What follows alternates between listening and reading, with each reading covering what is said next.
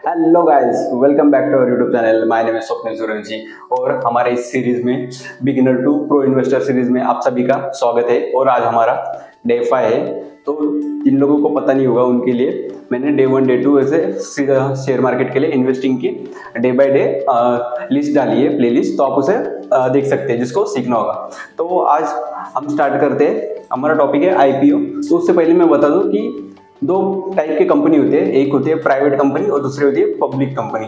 Public company वो होती है जो एक्सचेंज पे मतलब एनएसई या बीएसई पे लिस्टेड होती है, और प्राइवेट कंपनी मतलब अगर मैं और मेरे दोस्तों ने मिलके 3-4 दोस्तों ने मिलकर कंपनी स्टार्ट की होगी तो उसे प्राइवेट कंपनी बोलते हैं, जो कि एनएसई या बीएसई पे लिस्टेड नहीं होती है।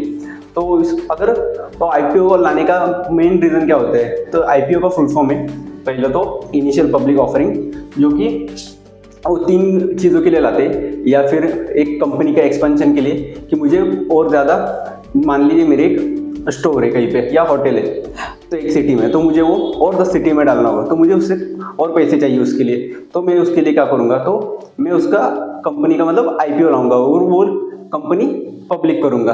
तो दूसरा होता है कि कंपनी में अगर कंपनी पे बहुत ज़्यादा कर्जा होगा तो वो उससे आईपीओ से पैसा रेज करके वो कर्जा भी क्लियर करने के लिए यूज़ करते हैं। और थर्ड होता है जो स्टार्टिंग के इन्वेस्टर होते हैं, जो प्रमोटर होते हैं, उन्हें एग्जिट करना रहेगा तो भी वो इससे करते हैं। तो बेसिकली आईपीओ का मेन पर्पज़ यही है कि लोगों से फंडिंग उठाना, क्योंकि 200-300 करोड़ ये कोई मतलब प्रोवाइड नहीं करता सिंगल, तो इसके लिए लोगों के पास जाते हैं तो लोग इनसे आईपीओ के थ्रू वो पैसा रेज करते हैं। तो इसके प्रोसेस बता देता हूँ कि इसमें कौन कौन लोग इन्वेस्ट कर सकते हैं, मतलब आईपीओ में कैसे अप्लाई करना है और उसका पूरी प्रोसेस क्या है अलॉटमेंट की, वो मैं इस वीडियो में धीरे धीरे करके बताता हूँ। तो पहले तो कैटेगरीज ऑफ इन्वेस्टर बताता हूँ मैं, कि सबसे पहले होते हैं रिटेल इन्वेस्टर, यानी कि आप और मेरे जैसे लोग, जो हम लोग इसमें अप्लाई कर सकते हैं। सेकंड होता है नॉन इंस्टीट्यूशनल इन्वेस्टर, यानी कि एचएनआई और एचयूएफ। मतलब एचएनआई मतलब हाई नेटवर्थ जिनकी रहती है, वो बहुत ज़्यादा मतलब करोड़ों में इन्वेस्ट कर सकते हैं। और सेकंड होते हैं हिंदू अनडिवाइडेड फैमिली। और थर्ड उसके बाद आते हैं क्वालिफाइड इंस्टीट्यूशनल बायर्स, जिसमें आती है बैंक्स आते हैं, म्यूचुअल फंड आते हैं, फॉरेन इंस्टीट्यूशनल इन्वेस्टर आते हैं जिन्हें हम एफआईआई भी बोलते हैं। और उसके बाद इंश्योरेंस फंड वाले आते हैं, पेंशन फंड वाले आते हैं, प्रोविडेंट फंड वाले होते हैं, और वेंचर कैपिटल फर्म भी। ये सब भी इसमें आईपीओ में अप्लाई कर सकते हैं। और इन सभी की मतलब पैसे कितने डालने, कैसे डालने, उसके बारे में बता दो। जो रिटेल इंडिविजुअल इन्वेस्टर होता है, यानी हम लोग जैसे लोग, वो 2 लाख तक पैसे डाल सकते हैं। और उसके बाद में नॉन इंस्टीट्यूशनल इन्वेस्टर है, वो लोग 2 लाख से ऊपर कितना भी मतलब पैसा जितना उनके पास है वो उतना डाल सकते हैं। और उसके बाद यहाँ पे आते हैं क्वालिफाइड इंस्टीट्यूशनल बायर्स। तो ये तो मतलब बड़े बड़े फर्म्स होते हैं जो करोड़ों में पैसा डालते हैं जिससे कि उनकी फंडिंग रेज हो। और एक लास्ट आता है रिजर्व कैटेगरी। रिजर्व कैटेगरी मतलब वो उन कंपनी के एम्प्लॉयज़ के लिए, या फिर उसकी सब कंपनी होगी तो उनके लिए वो कुछ शेयर्स अपने इसके लिए रिजर्व रखते हैं।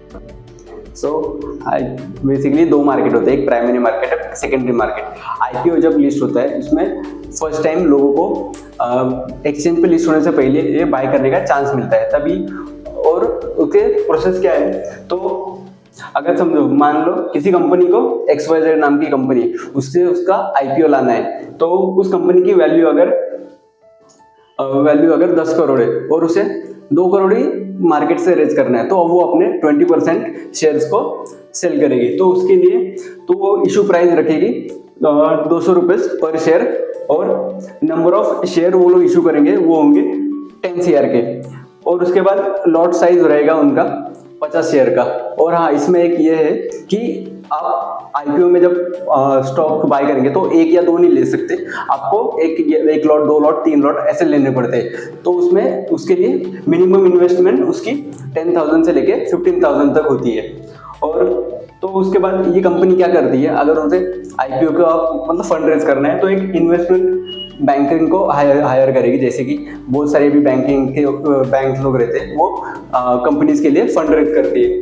तो फिर वो उसका प्रोसेस है। तो सेकंड क्या है उसमें, तो वो ड्यू डिलिजेंस और फाइलिंग्स करेगी, तो उसमें अंडर राइटिंग और रेड हेरिंग प्रोस्पेक्ट आता है। तो उसमें कंपनी के बारे में डिटेल में होता है कि उसका फ्यूचर प्लान क्या है, वो उसके वैल्यूएशन कितनी है, वो हर चीज़ उसमें कंपनी के प्लान्स वगैरह इसमें होते हैं। उन्हें हर चीज़ डिक्लेयर करनी होती है, क्योंकि ये सेबी रेगुलेट करती है, ताकि कोई भी इन्वेस्टर को लॉस ना हो या कुछ भी ऐसे गलत नंबर्स वो डालना दे उनके प्रॉफिट के बारे में। और उसके बाद तो बिडिंग अमाउंट आप कितना कर सकते हैं, तो मैक्सिमम मतलब जो ज़्यादा से ज़्यादा जो रिटेल इन्वेस्टर होते हैं, जो कि हम लोग के जैसे कॉमन है, तो वो ज़्यादा मैक्सिमम 2 लाख तक ही उसमें इन्वेस्ट कर सकते हैं आईपीओ में। और सेकंड होता है QIB एंड NII, जो बड़े बैंकिंग्स वगैरह ये होते हैं, तो वो मिनिमम उनकी स्टार्टिंग 2 लाख से होती है और ऊपर वो करोड़ में भी डाल सकते हैं। और लास्ट है एम्प्लॉय, जो एम्प्लॉय होता है उस कंपनी का, वो मैक्सिमम 5 लाख के शेयर तक ही आईपीओ में बिड कर सकता है।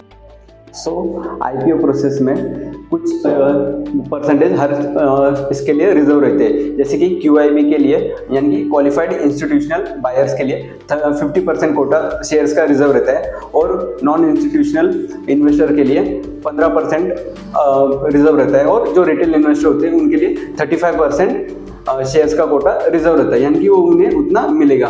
और उसके बाद यहाँ की अगर आईपीओ का मिनिमम सब्सक्रिप्शन 90% नहीं हुआ तो आईपीओ स्क्रैप में चला जाता है, तो वो और पब्लिक के पैसे उन्हें वापस रिटर्न कर दिए जाते हैं।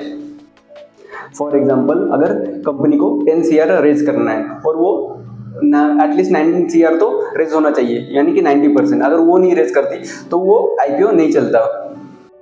सो आईपीओ की प्राइसिंग बेसिकली 2 तरह से वो लोग प्राइस उसके डिसाइड करते हैं। सबसे पहले तो फिक्स प्राइस इशू रहता है, और सेकंड रहता है बुक बिल्डिंग इशू। तो फिक्स प्राइस इशू में एक स्टॉक की प्राइस रहती है जो वो लोग ये करते हैं 200, 300, 400, और सेकंड होता है बुक बिल्डिंग इशू। इसमें एक रेंज दी जाती है, जैसे कि 180 to 200 या 200 to 220, ऐसा 20% का उसमें गैप रहता है। तो उसी के इसमें वो लिस्ट होती है, और उसे जो अपर की प्राइस होती है उसे कैप प्राइस बोलते हैं, यानी कि 200 अगर उसकी, और सेकंड है 180 जो लोअर प्राइस रहती है उसे फ्लोर प्राइस बोलते हैं आईपीओ की। और इसके बाद कभी कभी इसमें ज़रूरी नहीं है कि जो हर कोई इसमें आईपीओ में अप्लाई करेगा उन्हें हर किसी को शेयर्स मिलेगा ही मिलेगा, क्योंकि कभी कभी जो आईपीओ होते हैं वो ओवर सब्सक्राइब होते हैं, कुछ 10 टाइम 50 टाइम, यानी कि ज़रूरत नहीं रहती, फिर भी उससे ज़्यादा उसे पब्लिक उसके पीछे रखती है, डिमांड रहती है उस आईपीओ की। तो इसके लिए हर किसी को ये नहीं मिलता। अगर कोई मान लीजिए किसी ने 10 लॉट अप्लाई किया तो उसे एक ही मिलेगा। तो इस प्रकार वो डिस्ट्रीब्यूट होता है परसेंटेज वाइज।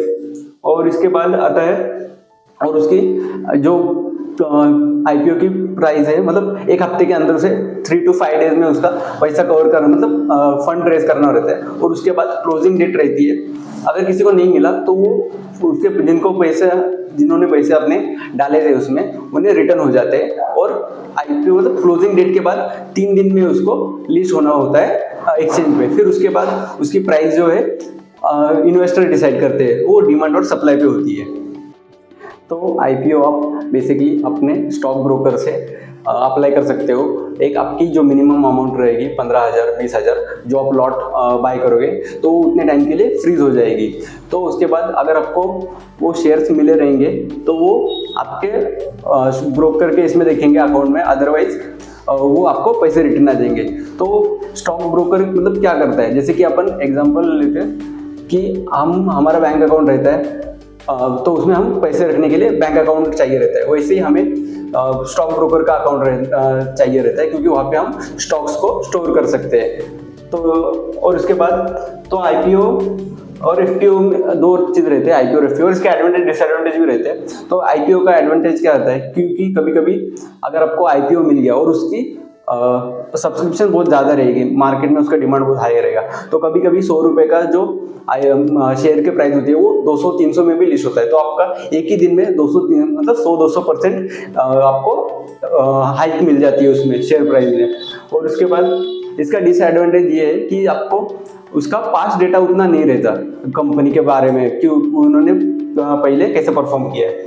तो आईपीओ तो बता दिया मैंने, और आईपीओ और एफपीओ का डिफरेंशिएट बता देता हूँ। जो आईपीओ होता है वो फर्स्ट टाइम रहता है, वो लिस्टेड नहीं रहता। और एफपीओ जो फॉलो ऑन पब्लिक ऑफर बोलते हैं, वो ऑलरेडी कंपनी शेयर मार्केट पे लिस्टेड रहती है, बट ये सेकेंड टाइम और नए शेयर्स इशू करते हैं लोगों के लिए, ताकि और ये कैपिटल रेज कर सके।